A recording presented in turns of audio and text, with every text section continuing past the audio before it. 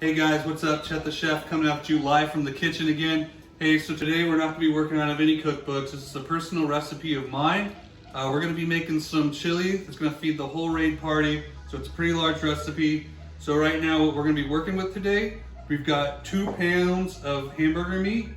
We've got 2 cans of pineapple rings.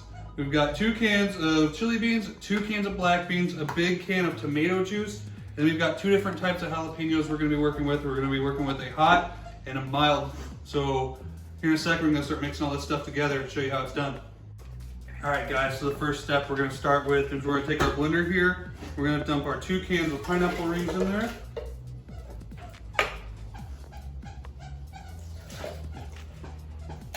Now that we've got both of those in there, we're going to take our can of dried jalapenos in there. We're just going to take one of those for right now. Then we're just going to go ahead and take that, put all that in a blender, blend this whole thing up, and we're going to dump it into our stock pot.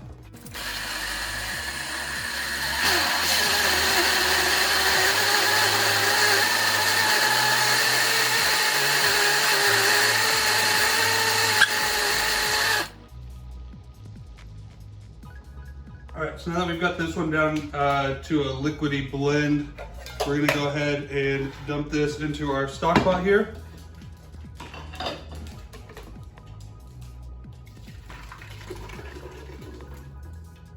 And then at that point, we're gonna go ahead and take our jalapenos here, our medium jalapenos. I'm gonna go ahead and dump those in there as well.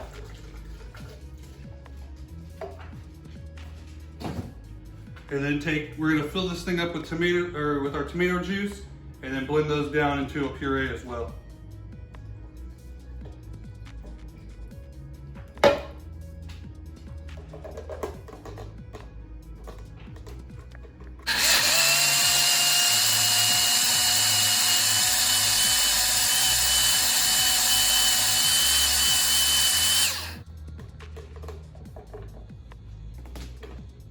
All right, now we've got our tomato juice in there, some of our tomato juice in there. We've got our 2 cans of pineapples and then our 2 jars of jalapenos all mixed together in that. So now we're gonna be ready to go ahead and grind our beef. All right guys, so now that we've got all our stuff mixed up, I'm gonna go ahead and throw that on like a medium-low heat, just start getting that warmed up. So we're gonna go ahead and throw our hamburger on the skillet. Go ahead and get that started cooking up. Now we're not gonna add anything to the hamburger itself. We're gonna get enough flavor coming from our beans and then our jalapeno and pineapples. It's gonna make it pretty good and spicy. It's gonna make it sweet, and it's gonna all even each other out. Give it some good acidity, and it'll turn out that pretty good. So while we're going ahead and putting our meat on there, I'm gonna go ahead and crack open our cans of beans. So like I said, we've got some black beans and our chili beans. So, and honestly, as like with all chilies, this is gonna be one of those things that you can cook it, you can eat it right away. Or, as I usually like to do, is eat it the day after. So, one of the big traditions of where this chili really came from. So, first time I ever cooked this chili was for a cook-off back at my local church back home. We were having a Super Bowl chili cook-off, and that was the year that the Steelers played the Green Bay Packers for the Super Bowl. And so my original name for this chili was Stairway to 7 chili, because we are still waiting on our 7th Super Bowl ring. So hopefully this year will be the year. I thought since preseason was going on, this would be a good time to go ahead and kick this one off before the season actually got started. And I'll usually make this chili 2 to 3 times in a football season, and it's a good one to do. It's easy, and it's one of those you can just stick it. I'll take the pot. I'll make the chili like on a Saturday night before a game, and then I'll just throw it in the fridge after I cook it all up, and then pull it out the next day, and then heat it all up before the game starts.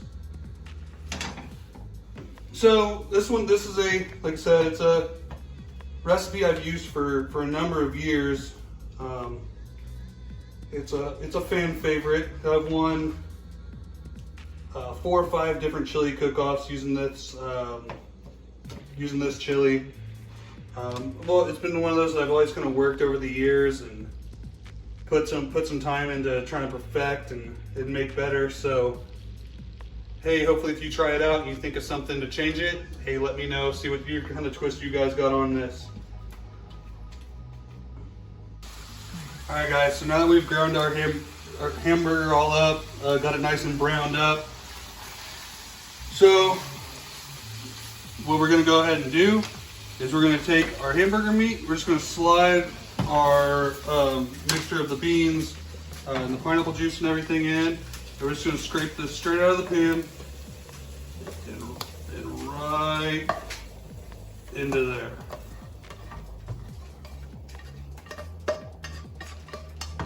I don't know, a lot of people are gonna say, oh, you didn't drain it. No, we didn't drain it, we don't drain it. Cooked a bunch of the grease into the meat, and really just kind of waited till it was all gone. Plus the grease adds flavor, and who doesn't like flavor? All right, so now that we've already got this boiling and everything, we're just gonna go ahead and mix our meat down into it.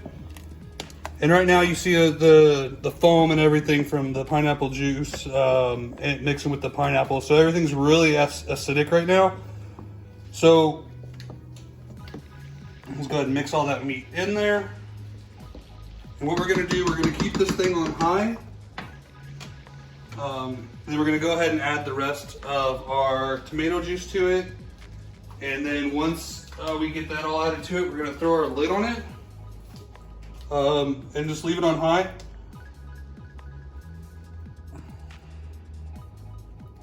You just dump the whole jar in there. Don't worry about measuring, nothing. So what we're gonna do, we're just gonna mix that, give that a couple more stirs, get that all mixed together, and then all that foam is gonna come up to the top from the grease and the juice. And what we're gonna have, if you come over here and look at it, you've got some white foam sitting on the top of it. Now what we're gonna do is we're gonna let this get to a boil as it sits right there, and then once all that white goes away from the juices and everything mixing all together, we're gonna go ahead and turn it down to low, and then we're just gonna let it simmer for a half hour after that. So at this time, this thing's gonna do what it wants.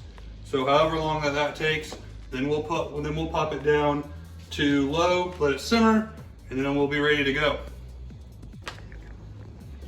All right, guys. So now that we've been boiling for about 20 minutes, so we've already lost all our foam.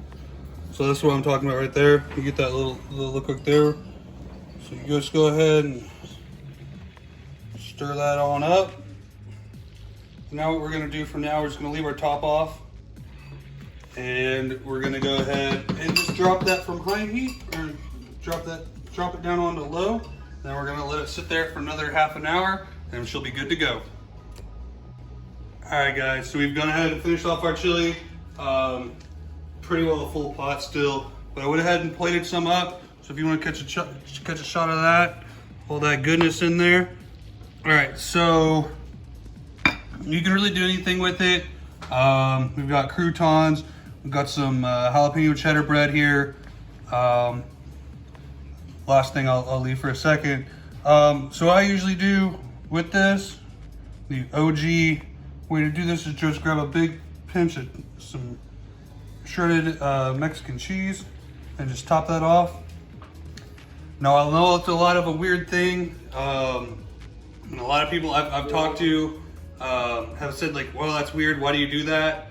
But a big thing growing up, and it's a big Midwestern thing, is peanut butter sandwich with some chili. So the way you just do that, just go ahead, take your peanut butter sandwich, Scoop that up, soak that in there, get some of that cheese.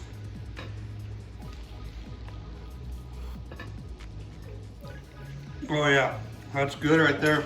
And then of course you always got your spoon. And you spoon you out some of that goodness and you get your beans and your meat and everything in there. But that's gonna be it for today. That's your video. Hey, if you try this recipe out, give me a thumbs up, give me a like. Hit the subscribe button down below to help support the channel. And if you also go over to twitch.com, check out my gaming channel over at Chet_the_chef, and give us a subscribe over there. We're almost to our 50 followers, so we can go ahead and get our affiliate status. So thank you guys for watching, and I'll see you guys next time.